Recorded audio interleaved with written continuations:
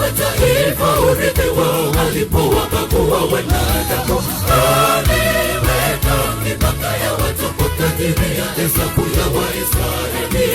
Sehemu ya Bwana ni watu wake, Yakobo ni kura ya urithi wake. Alipowakata Yakobo katika jangwa tupulitisha ndoo, alimzunguka akamtunza, akamuhifadhi kama mboni ya jicho.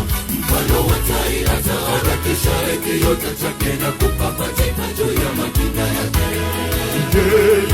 Yeye aliyejua alipowapa mataifa urithi wao, alipowabagua wanadamu. Aliweka mipaka ya watu kwa kadiri ya hesabu ya Waisraeli. Sehemu ya Bwana ni watu wake, Yakobo ni kura ya urithi wake. Alipowakata Yakobo katika jangwa tupulitisha ndoo, alimzunguka akamtunza, akamuhifadhi kama mboni ya jicho.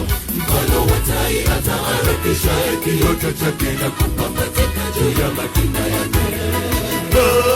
Mafuta katika ambaye anatunyonyesha asali iliyotoka Japani. Bwana anakunjua mbawa zangu, anafanya miguu yangu kama ya kulugu. Ananipandisha palipoinuka, ndiye kwamba wangu ndiye nguzo yangu.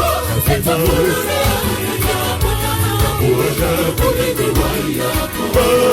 Mafuta katika ambaye anatunyonyesha asali iliyotoka Japani. Bwana anakunjua mbawa zangu, anafanya miguu yangu kama ya kulugu. Ananipandisha palipoinuka, ndiye kwamba wangu ndiye nguzo yangu. Bwana urithi wa Yakobo. Mafuta katika mbinguni anatunyonyesha asali iliyotoka Japani. Bwana anakunjua mbawa zangu, anafanya miguu yangu kama ya kulugu. Ananipandisha palipoinuka, ndiye mwamba wangu, ndiye nguzo yangu. Nitafurahia katika Bwana, ananilisha urithi wa Yakobo. Mafuta katika mwamba wangu mbinguni anatunyonyesha asali iliyotoka Japani. Bwana anakunjua mbawa zangu, anafanya miguu yangu kama ya kulugu.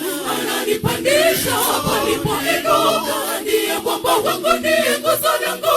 Nitafurahia katika Bwana, ananilisha urithi wa Yakobo. Mafuta katika mwamba wangu mbinguni anatunyonyesha asali iliyotoka Japani. Bwana anakunjua mbawa zangu, anafanya miguu yangu kama ya kulugu. Ananipandisha palipoinuka, ndiye mwamba wangu, ndiye nguzo yangu. Nitafurahia